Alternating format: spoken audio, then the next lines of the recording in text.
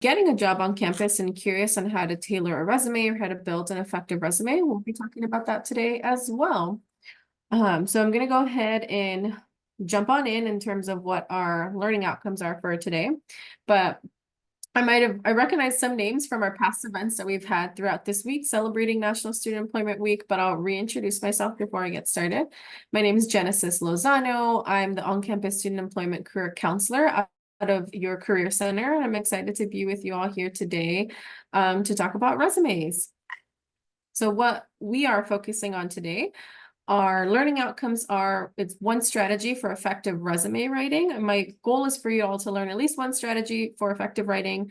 I want you all to know how to identify transferable skills and how to utilize action verbs and keywords to showcase your on-campus student employment. Or showcase any past employment that you might have had. So I'm hoping these three things you'll learn out of today to help you become a more effective resume writer. But before we kind of jump into our content today, I wanted to also acknowledge that it is National Student Employment Week. So I wanted to take a moment to say, thank you to all of our student workers on campus. You make our campus and community better.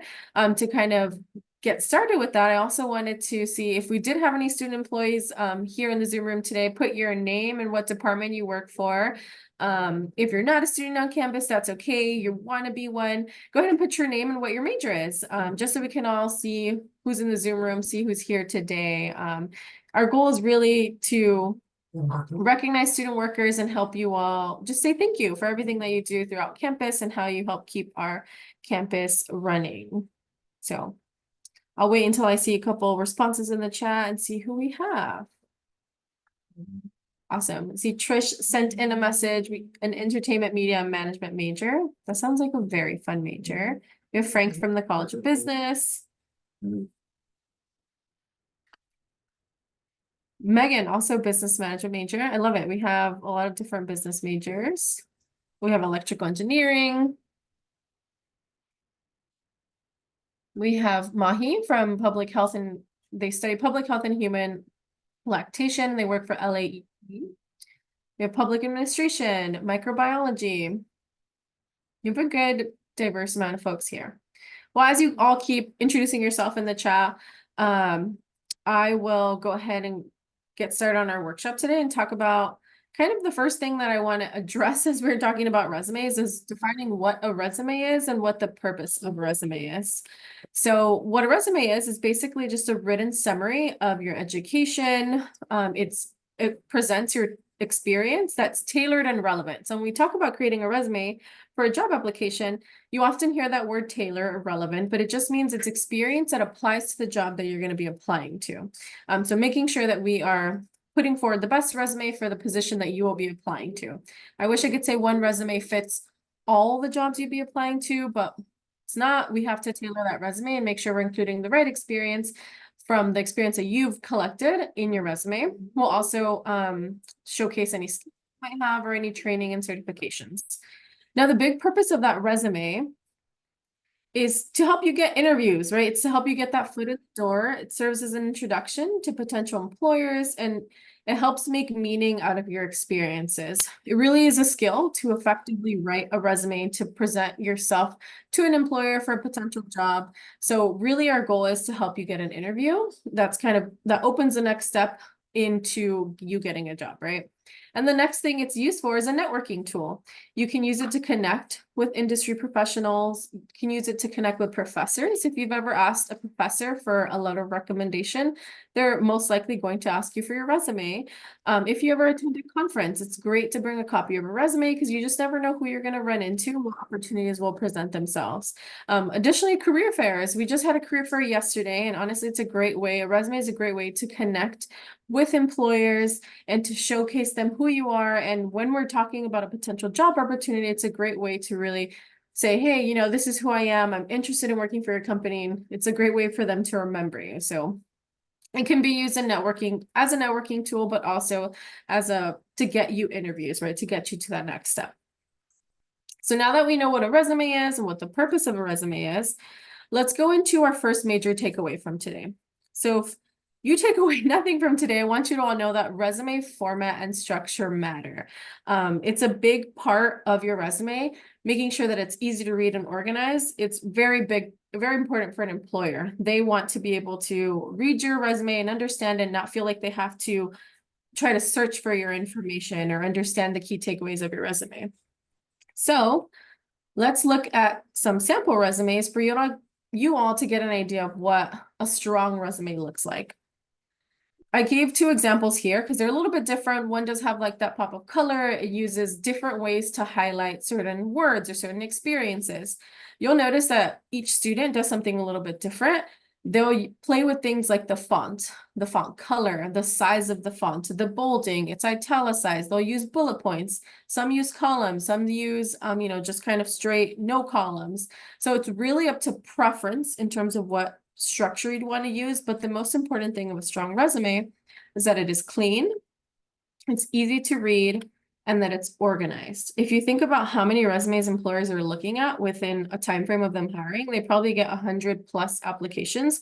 So it's important for you all to make sure that your resume is easy to read for the employer, because they're going to be sifting through over 100 applications, and you want to make sure that your resume is formatted in a way that's easy to read and that's organized and that they like to read it and that it's, clean. It's something that they enjoy looking at. I think that's an important aspect of it.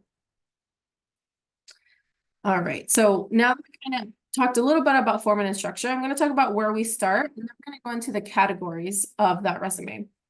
So we're going to start with brainstorming all experiences: paid, unpaid, on-campus jobs, internships, any volunteer work or academic projects. These are all things that can go into your resume. You're going to review your past job descriptions. If you currently have an on-campus job, find your job description, see what language they use to describe the tasks that you take on every day. If you have an internship, look at the job description of that internship. What are some tasks that you do currently that is being described in that job description?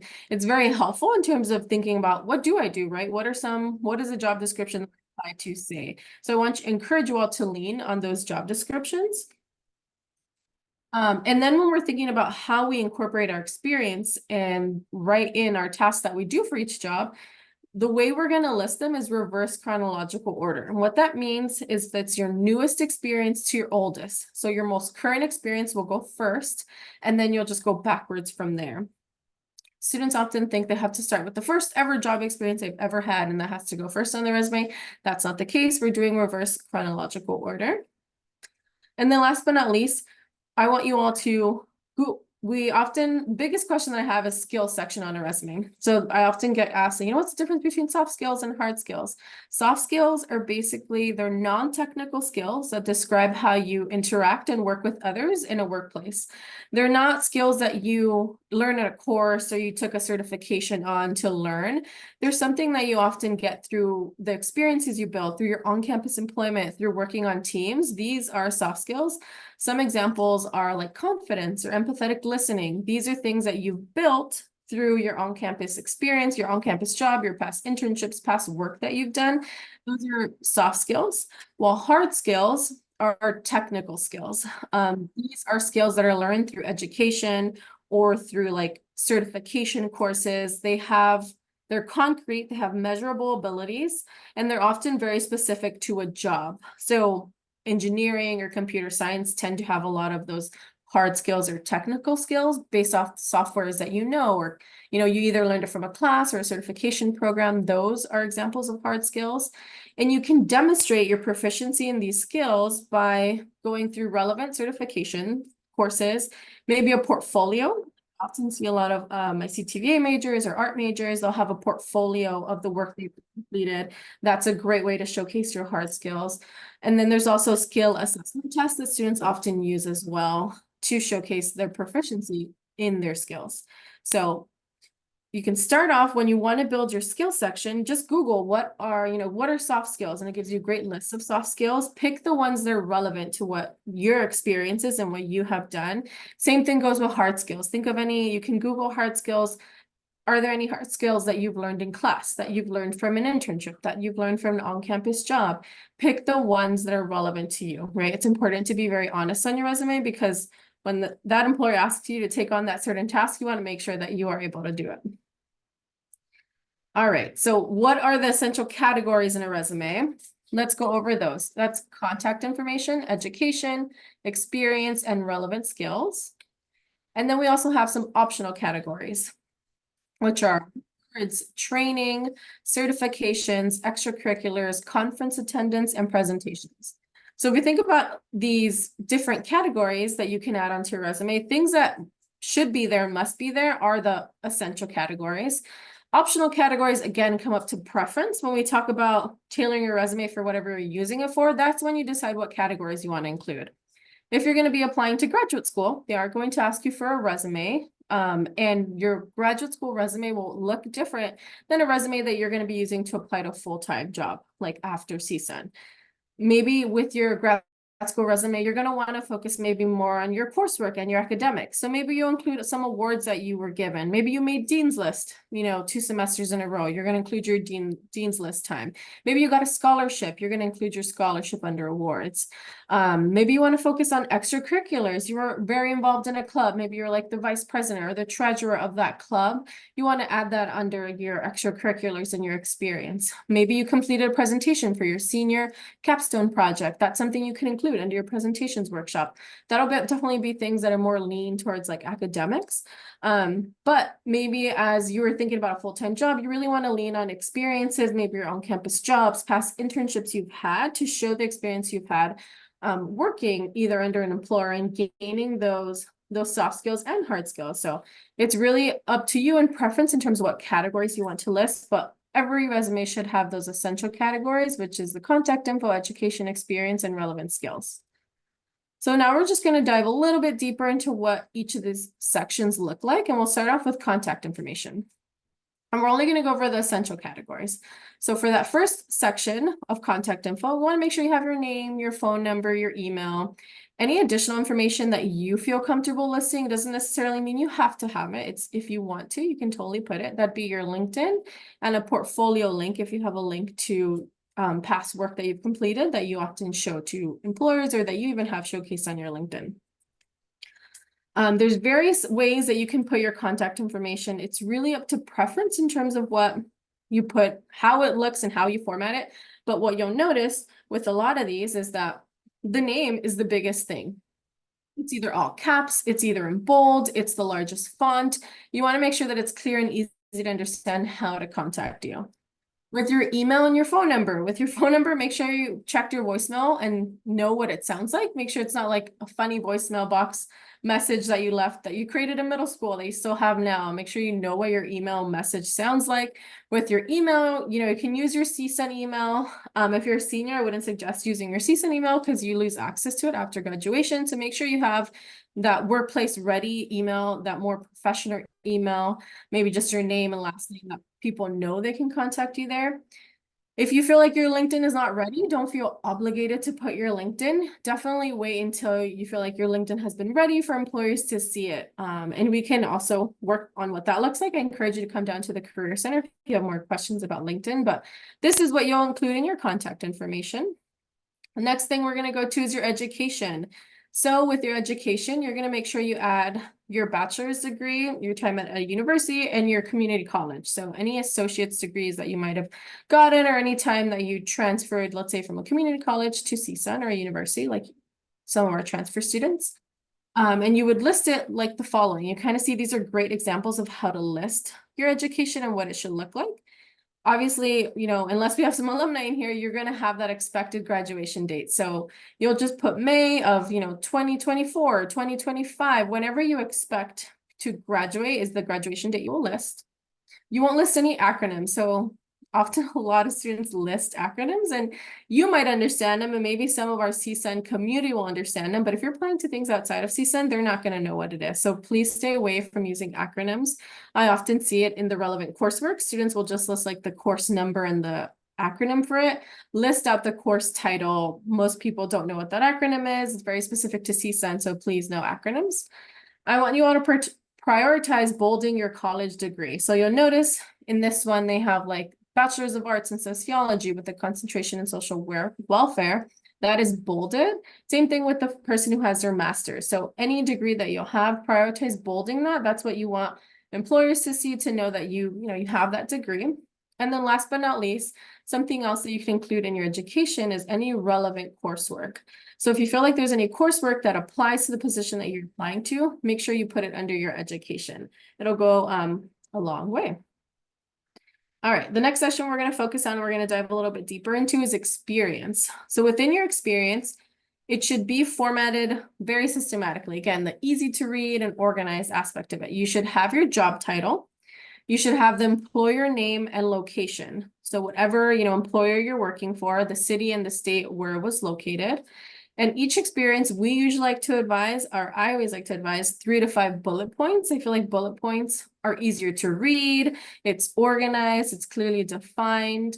And within those bullet points, you're going to talk about what you did and how you did it. So thinking about, again, the tasks that you did within that role and how you got there to completing those tasks. Were there any results that as you completed the task, this was a result of completing it? And we're going to go deeper into how to tailor your resume, specifically your experiences. And then last but not least, you all are going to include the dates. That means the month and the year that you started to the month and year that you ended. Often I have students just put years. They'll just put like 2008 to 2011. That doesn't give me like month stamps.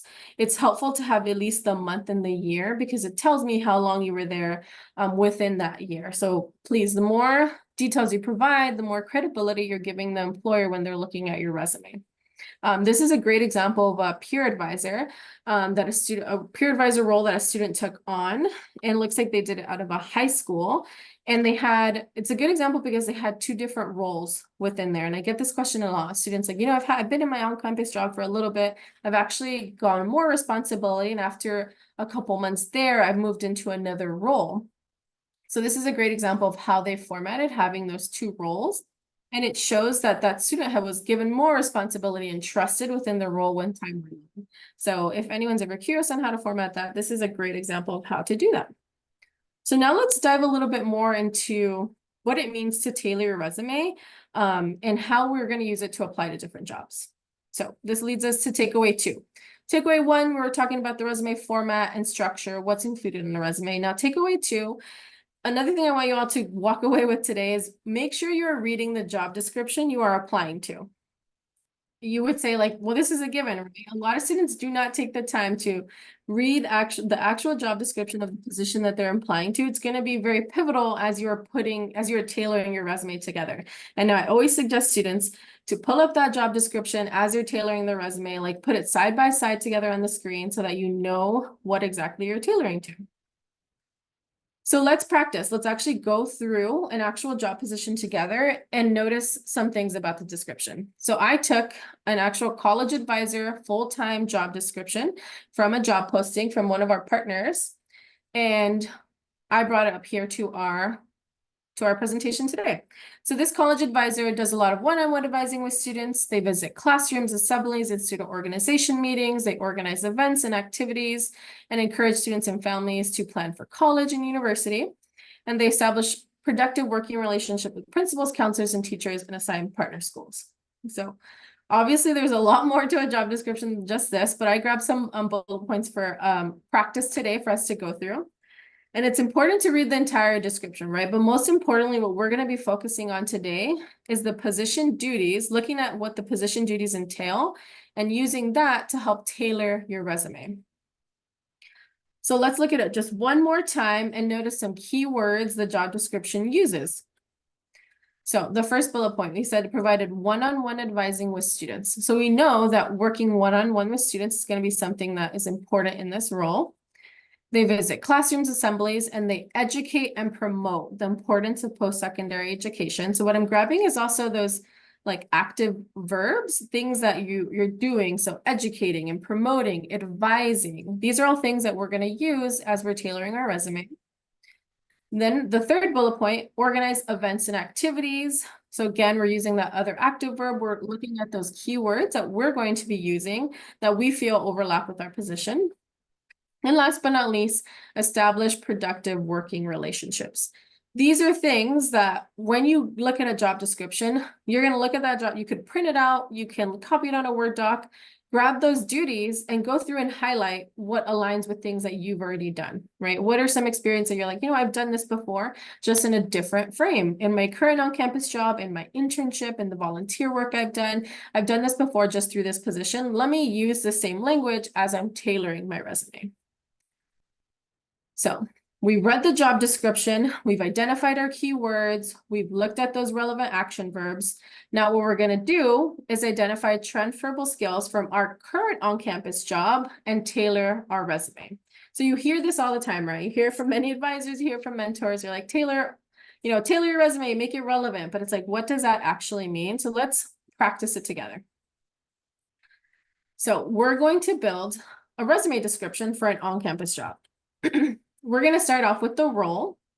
Our role right now, let's say we're a peer educator at California State University, Northridge, out of the Career Center in Northridge, California. We have our role clearly defined, we have our employer clearly defined, and we have the location defined.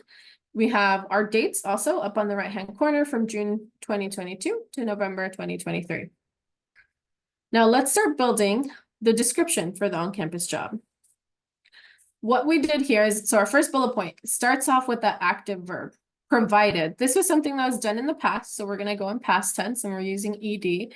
We're starting off with the active verb of provided. What did we do? We provided personalized career advice and support to students and alumni through 10 to 15-minute one-on-one virtual and in-person drop-in sessions, fostering a conducive environment for open dialogue and guidance.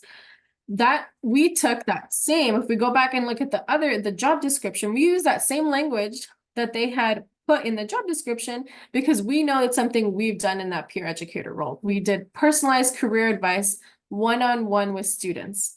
Notice this isn't a full sentence, right? These are what we call action statements that start off with active verbs.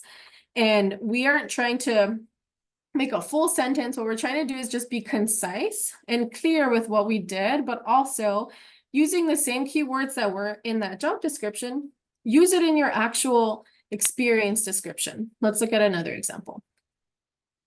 The next one, again, starting off with that active verb. We organized workshops and career readiness events that educated and promoted career center resources to students and alumni, enhancing awareness and utilization of available support systems. So this is us using that same keywords they use. They talked about organizing workshops and doing outreach, doing that key part of educating and promoting certain resources. We want to make sure that you're identifying the transferable skills from your current job and overlapping it with what the job description had posted or what same language that they used. Let's look at the next one. We developed and facilitated presentations to classrooms, clubs, and organizations, effectively communicating career center services and opportunities. Again, we're using that same language and bringing back to the idea that we're currently doing the work that job description requires, which is why it's so important for you to read the job description to make sure that you can find those keywords that pop up that you can use as you're tailoring your experiences. The next one, conducted on-campus outreach initiatives to engage with students, promoting inclusivity and accessibility to career center resources. So again, we're starting off with that active verb, but we're making note, this one doesn't necessarily use the same language, but we're making note that we do on-campus outreach, right? We might not necessarily do it with the community, but at least we do outreach initiatives to engage with students across campus. You're identifying skills that can transfer over to that new job that you're trying to apply to.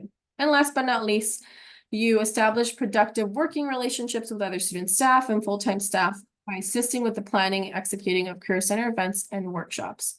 This last one is key, right? Because in the job description, it called for that person to be able to establish productive working relationships with the teachers and with the principal of the school. In this case, you don't necessarily have that experience, right? Building relationships, let's say with the teacher or principal, but you have the experience of building productive working relationships within your student job. You definitely worked with other student staff. You definitely had full-time staff that you worked with. So we are showcasing how you're still able to establish productive working relationships just within your team at the department you work at. And I think that's a big thing students with on-campus jobs tend to overlook. A big part of what you do in an on-campus job and the benefits of it is that you are learning how to be workplace ready, how to work in an office, how to interact and work on a team with other coworkers, with other full-time staff. You're building those soft skills that, you know, someone at another job might not be doing, or that you might not get from an off-campus job. So it's something to consider. It's a great way to build those soft skills and understand how to interact with others and build what we call interpersonal skills. You often hear that word a lot.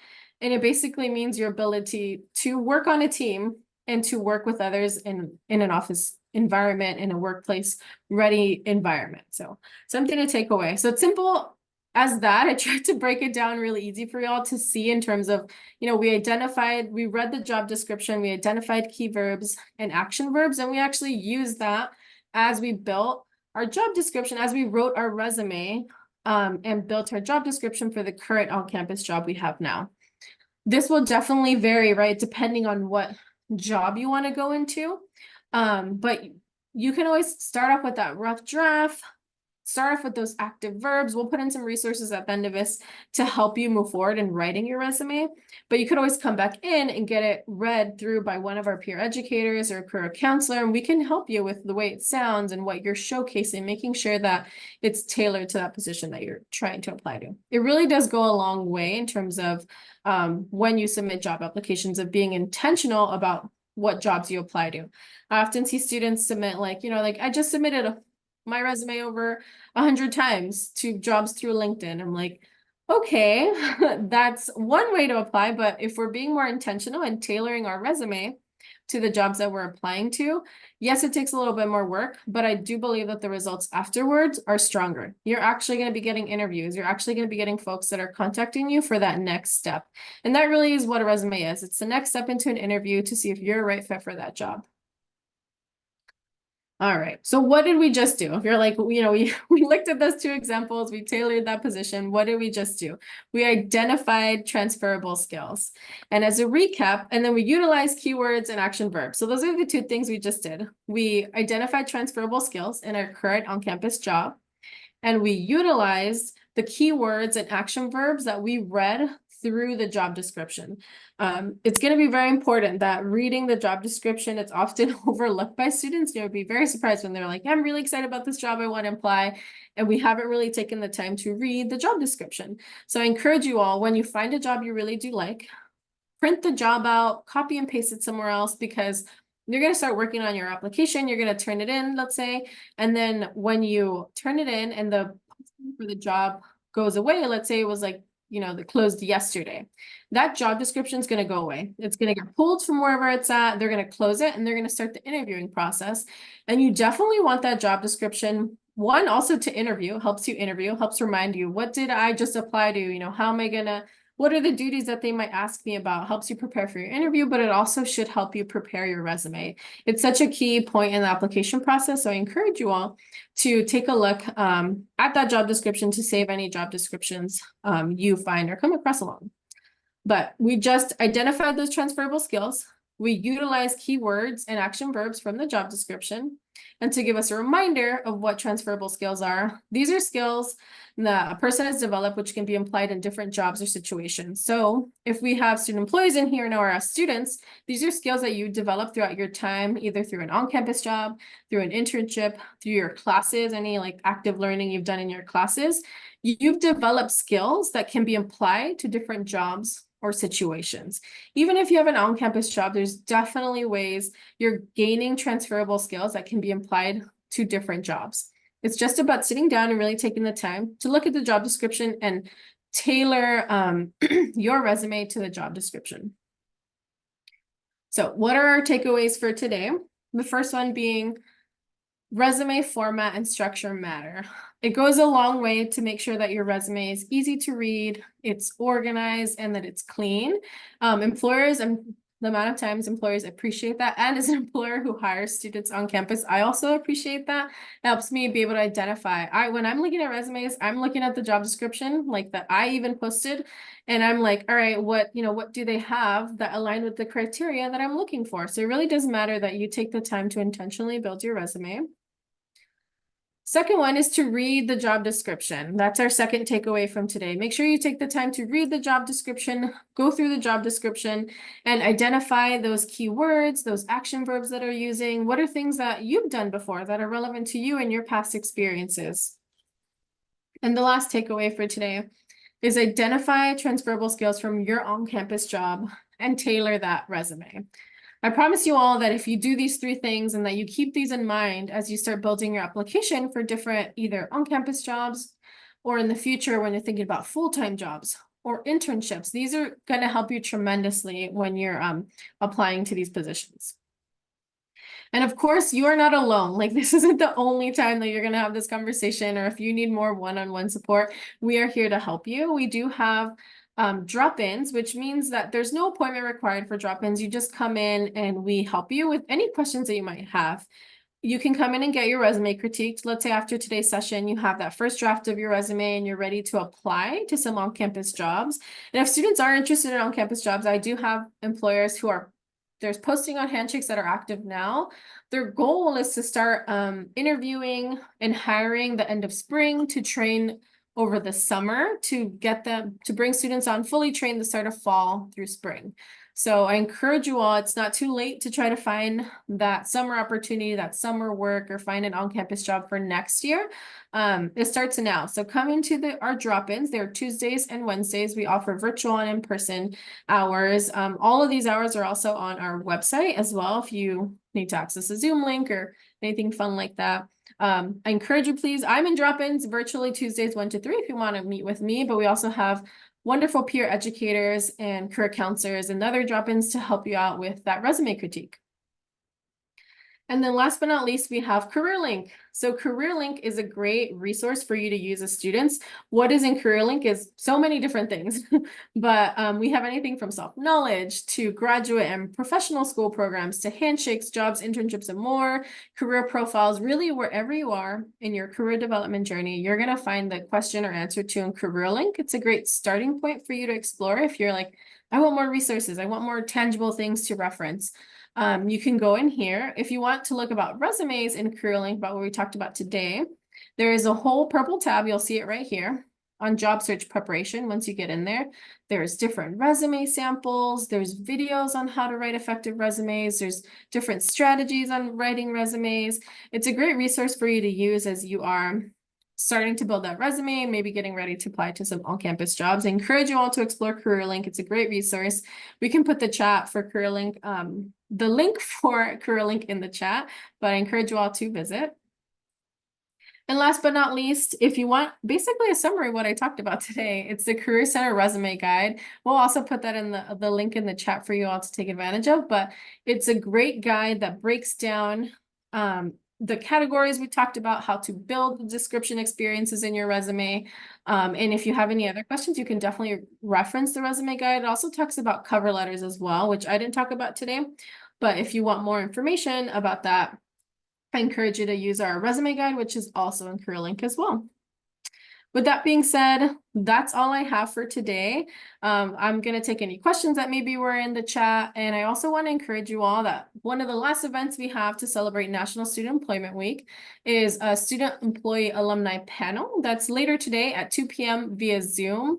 And they're going to be talking about, pathways after graduation, what's next. So we have alumni that come from a variety of different backgrounds. We have someone in digital media marketing. We have someone from the university library. So I encourage you all to come out and hear from these alumni and what they're doing now and how they use their on-campus job to get that full-time job and to manage their career after they graduated. So please join us. It's at 2 p.m. We'll also put the link to register for that event in the chat as well. But thank you all for being here. This will be the time where I take questions in the chat. So Kelly and Jasmine,